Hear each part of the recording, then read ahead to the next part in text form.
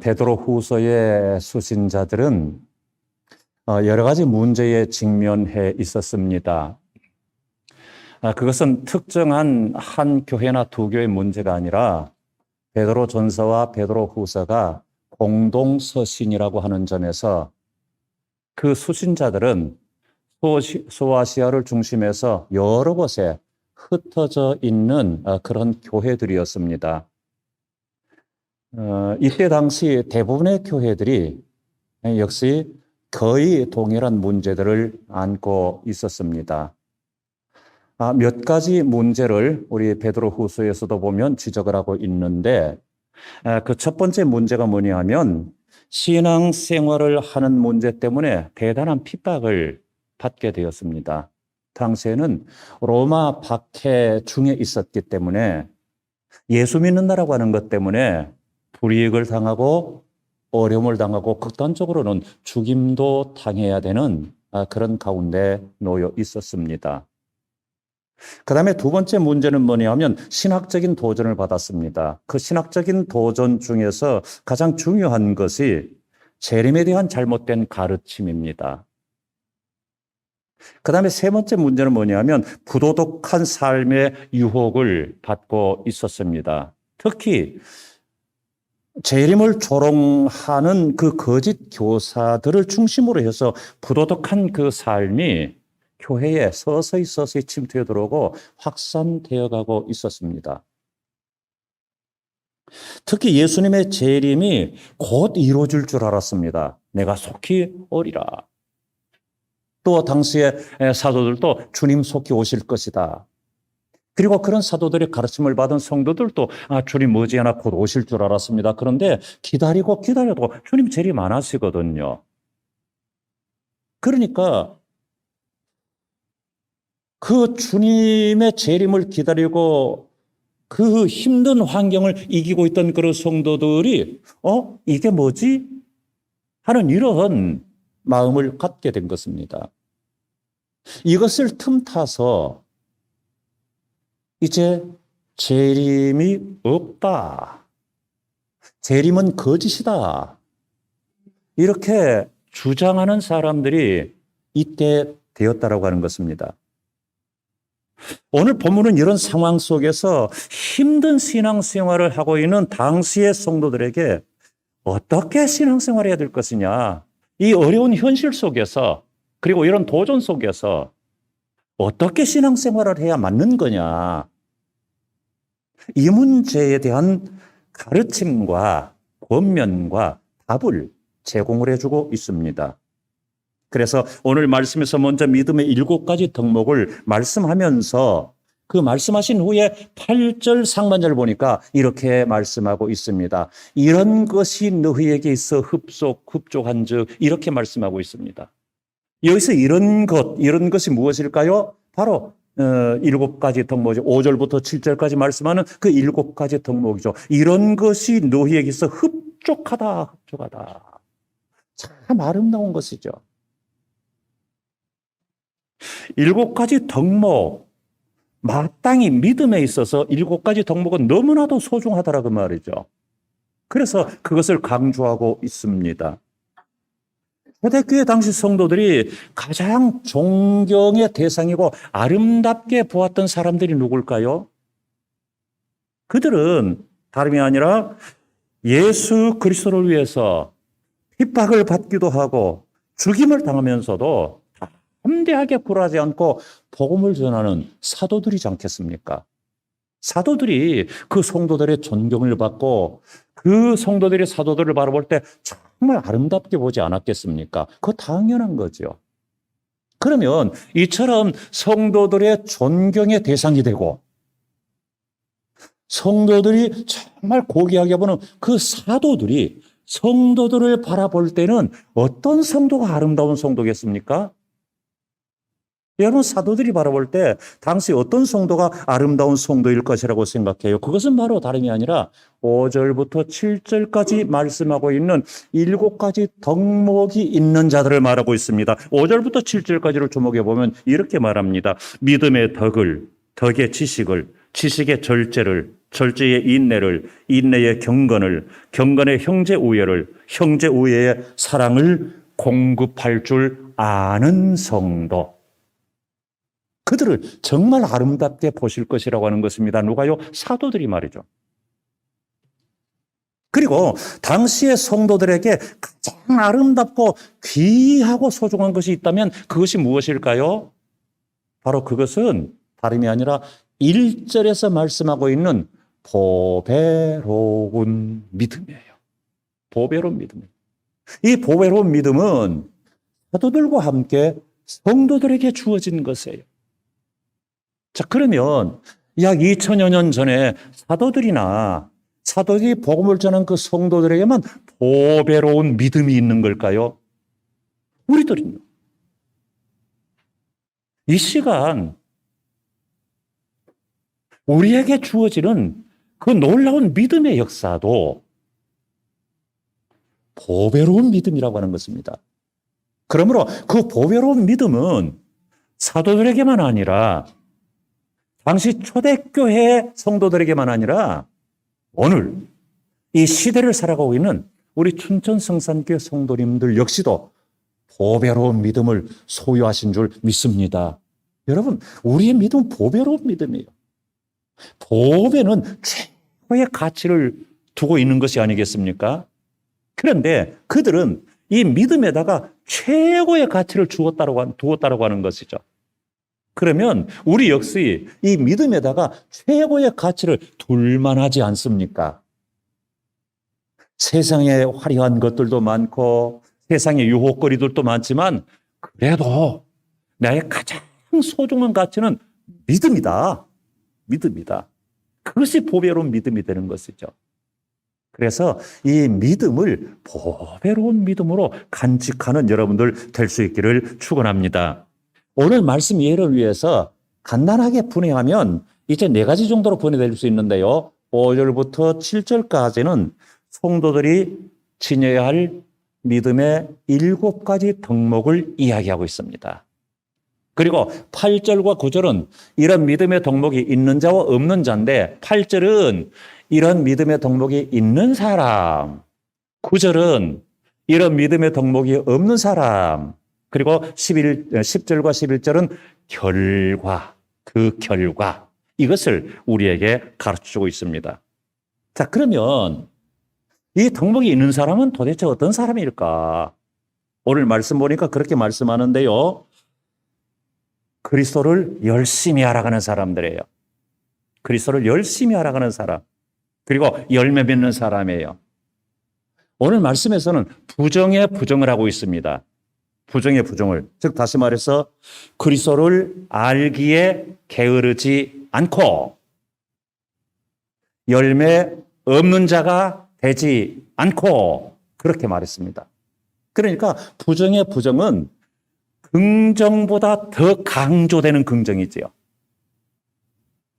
그래서 이것을 달리 말하면은 그리스도를 열심히 알아가는 사람, 그리고 열매 맺어 나가는 사람, 그 사람이 바로 7가지 덕목이 있는 사람이라고 말이죠. 달리 말하면 7가지 덕목이 있는 사람은 그리스도를 열심히 알아간다 그 말이에요. 열매를 맺는다 그 말씀이에요. 사도행전 17장 11절 말씀 보니까 이런 말씀이 있어요. 잘 아시는 말씀이지만 베레아에 있는 사람들은 데살로니가에 있는 사람들보다 더 너그러워서 간절한 마음으로 말씀을 받고 이것이 그러한가 하여 날마다 성경을 상고함으로 이렇게 말씀하고 있습니다. 여기에서 데살로니가에 있는 사람들보다 베레아에 있는 사람이 더 너그럽다 하는 이 표현을 개역 성경에서는 더 신사적이다 이렇게 표현해 놓고 있습니다. 정말 말 멋지잖아요. 그러면 신사적인 사람이 누구냐? 신사적인 성도가 누구냐? 옷을 말끔하게 차려입고 아주 빛가만쩍한 그런 사람이 신사적인 사람이 아니라 하나님의 말씀에 관심을 가지고 늘 말씀을 묵상하는 사람, 그 사람이 신사적인 사람이다 그 말이에요. 적어도 주님이 보실 때는, 적어도 사도들이 볼 때는 그렇다 그 말이죠. 여러분, 그래서 우리들도 옷을 깔끔하게 차려 입는 것이 신사적인 것이 아니라 늘 말씀을 사모하고 말씀을 묵상하고 말씀을 지키려 하고 이런 사람이 신사숙녀다 그 말이에요. 네, 성도님들은 모두가 다 신사숙녀 되시기를 축원합니다. 아름답잖아요. 그 다음에는 이런 덕목이 없는 사람은 어떤 사람일까? 9절 말씀 보니까 이렇게 말씀을 하고 있습니다. 이런 것이 없는 자는 맹인이라 멀리 보지 못하고 그의 옛 죄가 깨끗하게 된 것을 잊었느니라. 이렇게 말하고 있습니다. 이런 것이 없는 자에서 이런 것은 무엇이냐? 바로 5절부터 7절까지 말씀하신 믿음의 7가지 덕목들을 말씀하는 거죠. 이런 것이 없는 자는 맹인이다 그 말이죠. 멀리 보지 못한다 그 말이죠. 맹인이면 뭐 전혀 안 보이지요. 뭐 멀리까지 뭐 볼 수 있습니까? 여러분, 맹인들은 두 가지 경우가 있죠. 하나도 안 보이시는 분들이 있고 희미하게 보이시는 분들이 있어요. 제 친구 중에 이제 고등학교 때 시력을 잃은 분이 있어요. 고등학교 때 갑자기 질병으로 그 원인을 몰라요. 시력을 잃었어요. 그런데 우리와 함께 공부할 때는 희미하게 보인대요. 지금 지금 그 지위가 계속 있는지 모르겠는데, 사당동 총장으로 있는 그 총장이 바로 그 사람이에요. 희미하게 보인대요. 형상밖에 보이지 않는다고요. 그런 분들도 있어요. 자, 그런데 여기에서 오늘 본문에서 맹인이라서 멀리 보지 못한다라고 하는 이 말씀의 의미는 무엇이에요? 맹인들은 전혀 보이지 않지만 멀리 보지 못한다라고 하는 이 말씀은 뭐냐면 우리가 영적으로 이 세상만 바라보고 내세를, 영생을, 천국을 보지 못하고 관심 갖지 않는 사람은 맹인이다 그 말이에요.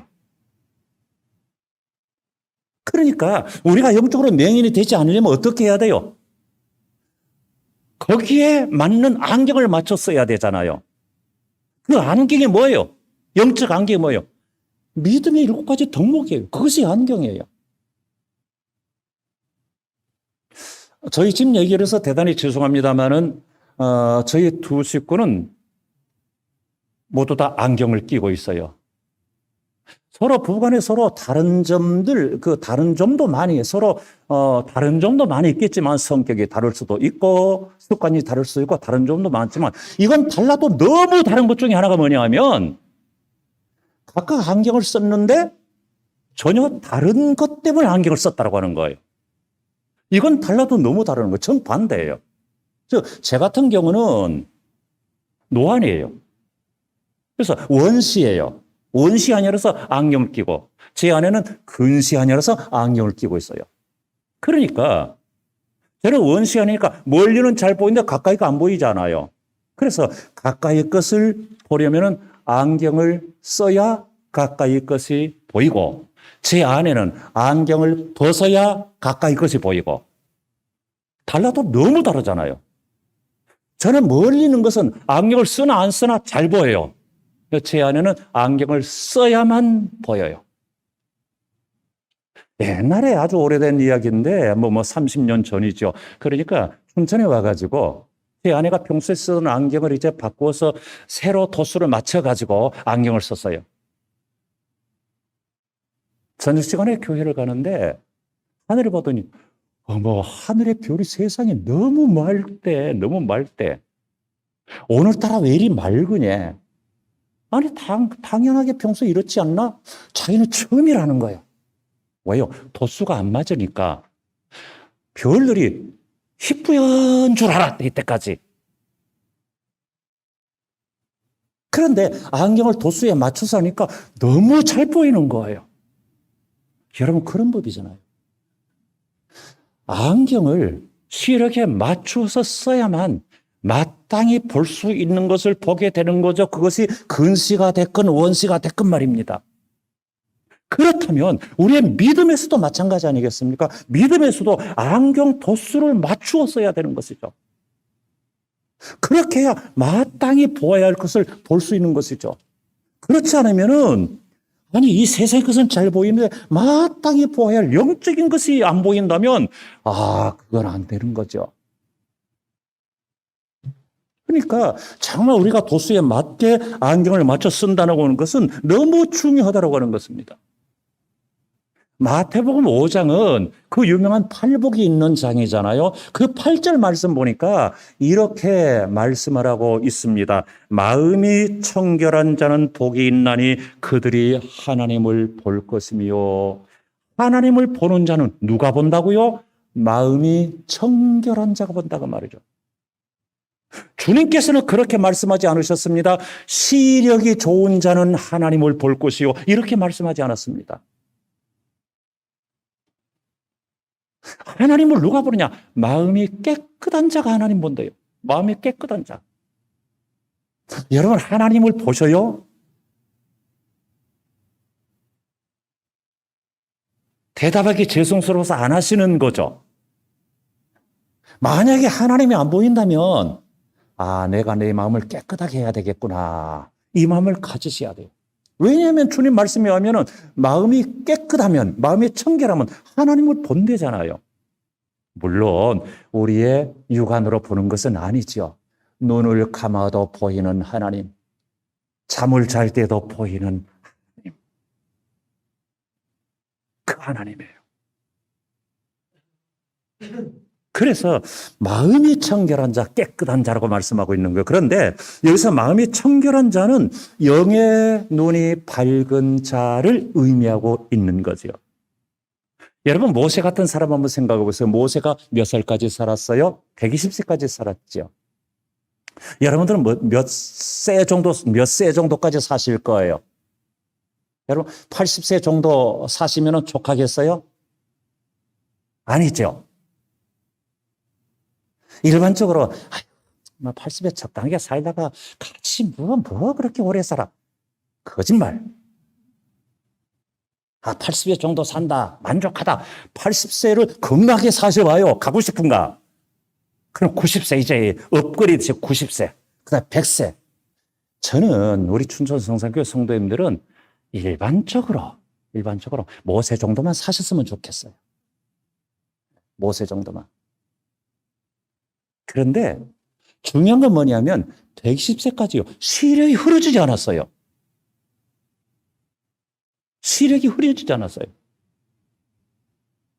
그래 똑똑히 볼 수 있었단 말이죠. 그래서 110세 되었을 때에 요단 동편에서 누보산에 올라가서 요단 서편 멀리 가나안 땅을 바라보았어요. 모세는 그 가나안 땅에 들어갈 수 없었잖아요. 하나님께서 허락하지 않으셨거든요. 그런데 은혜를 베푸셔서 가나안 땅에 못 들어가지만은 가나안 땅을 볼 수 있는 은혜를 주셨어요. 그러니 눈이 흐려지면 안 되잖아요. 그래서 볼 수 있는 은혜를 주셨어요. 그런데요, 그보다 더 중요하고 더 축복된 게 뭔지 아세요? 그 연세까지 영안이 흐려지지 않았다고 하는 거예요. 여러분, 이것이 얼마나 놀랍습니까? 모세뿐이겠습니까? 아브라함도요, 이삭도요, 야곱도요, 그리고 사라도요, 노아도요, 영원히 흐려지지 않았단 말이죠. 그들은 영적으로 멀리 것을 보았어요. 영적으로 멀리를 보았어요. 그래서 우리가 부르는 찬송 중에 3절에서 그런 게 있어요.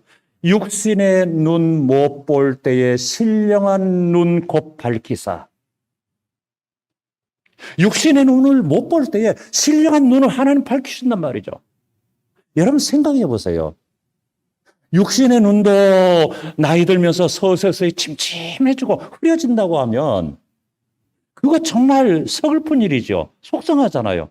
그런데 영의 눈까지 흐르다고 생각해 보세요. 이건 화가 나는 일이죠.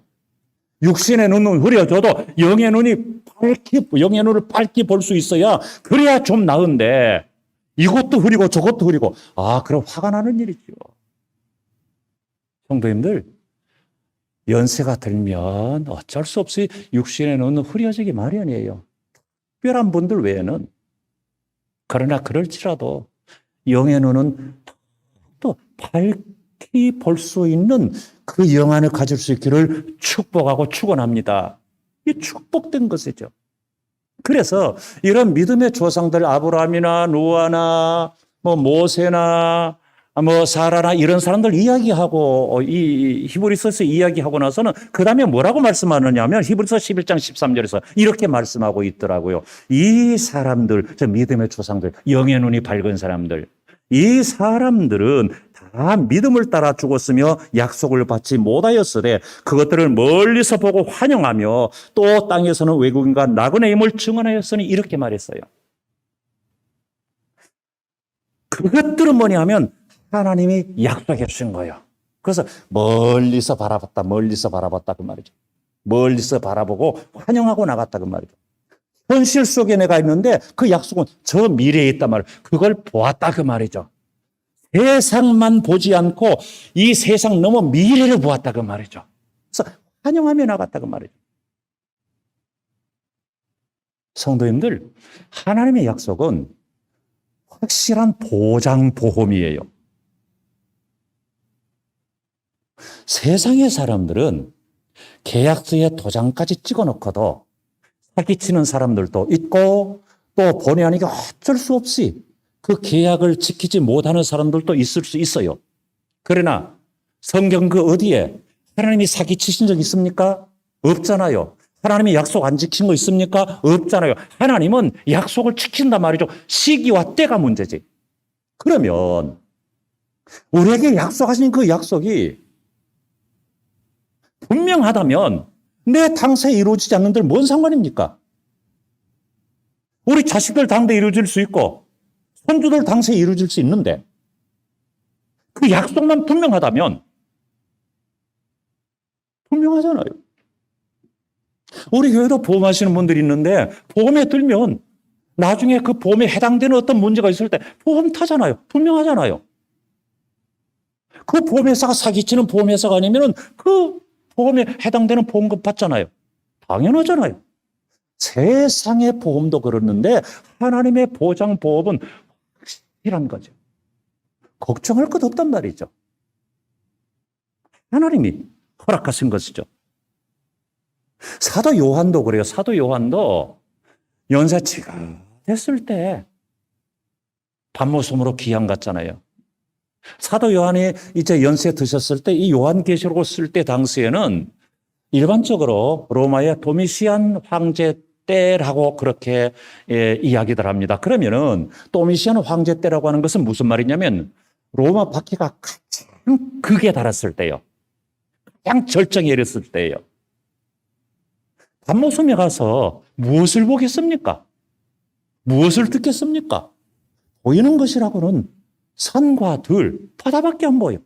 들리는 것이라고 하는 것은 파도 소리, 새 소리, 바람 소리, 짐 소리밖에 안 들려요.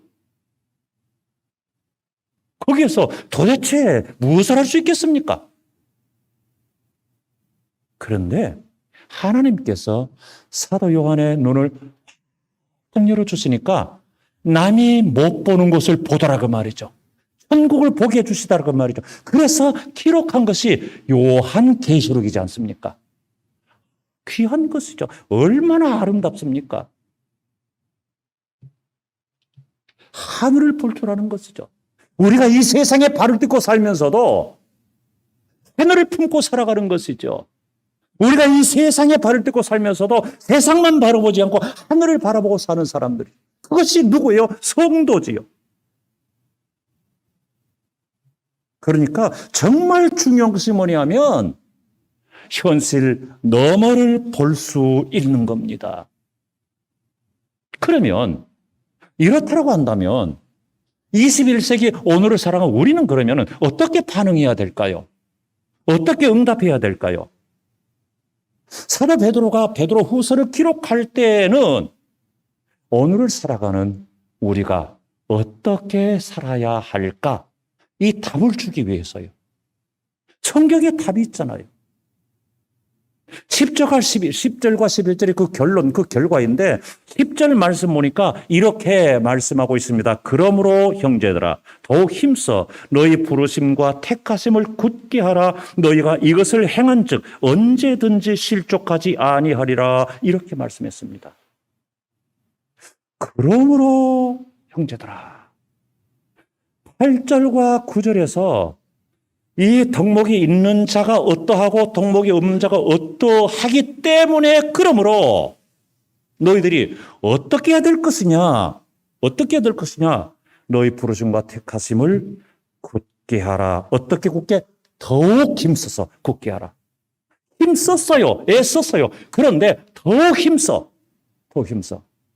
여러분, 하나님이 우리를 부르신 이유가 있어요. 하나님이 우리를 택하신 이유가 있어요. 그렇잖아요. 그런데 그 이유를 우리가 알아야 되잖아요. 하나님이 왜 나를 택하셨지? 왜 나를 부르셨지? 이유가 있을 거 아니에요. 부모가 자녀를 부릅니다. 아무개야 이리 와봐라. 그래서 예, 엄마 부르셨어요? 아빠 부르셨어요? 왔어요. 그런데 뜬금없이 너 왜 왔니? 아니 로망 들지 않고 이렇게 하는 부모 없잖아요. 왜 부르느냐 하면 이러하기 위해서 불렀어 하면서 부른 이유를 그에게 이야기할 거 아니에요. 하나님께서도 우리를 부르시고 택하신 목적이 있다 그 말이죠. 이유가 있다 그 말이죠. 여러분 그것이 무엇입니까? 하나님이 여러분을 왜 부르셨을까요? 왜 택하셨을까요? 이것을 알아서 그것을 어떻게 해요? 더욱더 이렇게 견고하게 하는 거예요. 그런데요, 우리가 믿음 가지고 살면서도 이 세상에서요, 믿음이 흔들흔들할 때가 많아요. 세상의 조절 속에서 살아가면요, 믿음을 잃어버리고 살 때가 많아요. 그래서 어떻게 말하고 있어요? 더욱 힘써, 더욱 힘써. 왜 더욱 힘쓰는 게, 더욱 힘쓰는 것이 쉬워요, 어려워요? 어렵지요. 더욱 힘쓰는 건 어렵잖아요. 그냥 편안하게 하는 게 좋지. 더욱 힘써. 어렵잖아요. 그래서 믿음은, 신앙은 훈련인 거예요. 훈련 없이 바로 되어질 수 없는 거예요. 그 어떠한 것도, 사람도 그러잖아요. 어린 아기가 자라면서 걷는 훈련, 말하는 훈련, 또 어린이집, 유치원, 또 초등학교 다니면서 배우는 훈련, 훈련으로, 사람도 훈련으로 되어지는 거예요. 우리의 영적인 것도 역시 마찬가지라고 하는 것입니다. 그래서 10절 상반절에서 그렇게 말씀하고 있습니다. 더욱 힘써 너희 부르심과 택하심을 곧게 하라 말씀하고 있습니다. 자, 그러면 부르심과 택하심을 굳게 하라고 하는 이 말씀은 무엇인가? 무엇이겠는가? 마지막 때에 세상 때문에 우리의 믿음이 흔들흔들 되어버리지 않고, 세상 때문에 우리가 실족당하지 않고, 세상 때문에 우리가 유혹당하지 않고, 어떠한 경우가 있어도 내 믿음, 내가 성령 안에서 바르게 지켜나가는 거예요. 그것을 부르심과 택하심을 굳게 하라고 말씀하시는 것인데 10절 하반절에서 그렇게 말씀하고 있네요. 이것을 행한 즉 언제든지 실족하지 아니하리라. 왜요? 안 그러면 실족한다 그 말이죠. 우리가 굳게 지키지 않으면 실족한다 그 말이죠. 그리고 뭐 때문에 뭘 어떻게 해야 그러면 실족하지 않는다고요? 중반절에 다시 한번 반복해서 말씀드리는데 중반절에서 부르심과 택하심을 굳게 할 때 그렇다라고 하는 거죠. 이것을 우리가 행해야 한다고 말이죠. 이렇게 살아야 한다고 말이죠. 이제 그 결과에 대한 보상은 그러면 무엇일까 하는 것을 가르치고 있는데 11절에서 이렇게 말씀하고 있습니다. 11절 말씀, 이같이 하면 우리 주 곧 구주 예수 그리스도의 영원한 나라에 들어감을 너희 넉넉히 너희에게 주시리라. 이렇게 말씀하고 있습니다. 보상을 말씀하는 거예요. 여러분 기억하시기 바랍니다. 하나님은 악한 자에게 무관심하지 않으십니다. 하나님은 악한 자를 유념하셨다가 그 때에 보응하십니다. 하나님은 선한 자를 무관심하지 않습니다. 그것을 유념하셨다가 선한 자에게 보상하시는 하나님입니다. 그 하나님의 보상은 넘치는 보상이에요. 이것이 하나님의 보장 보험이에요. 사람은요, 부모가 자식에게 무엇인가 주고 싶어도 없으면 못 줘요. 그래서 어려움을 당한 자식을 위해서 기도하면서 내가 이렇게 도와주려면 좋으려만 도와줄 능력이 없으면 남몰래 눈물을 흘리면서 그처럼 위해서 기도할 따름이에요. 성도님들, 하나님은 그렇지 않잖아요. 하나님은 모자람이 없잖아요. 우리에게 중요한 것이 뭐냐 하면, 우리가 정말 유념해야 될 것이 뭐냐 하면, 우리의 신앙에 선을 긋지 말아야 돼요. 그 뭐냐 하면, 이 정도 하면 됐지, 이거 없애야 돼요. 이걸 지워버려도, 이거 아주 고약한 거예요. 이전에 내가 열심히 했어. 열심히 교사도 하고, 열심히 봉사도 하고, 구역장도 하고, 청소도 하고, 내가 열심히 했어. 내가 할 것은 다 해서.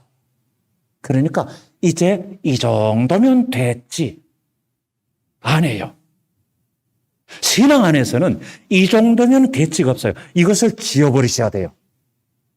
신앙 안에서는 이 정도면 됐지가 아니라 하나님, 독생자 예수 그리스도를 통해서 나를 구원하신 그 은혜에 비하면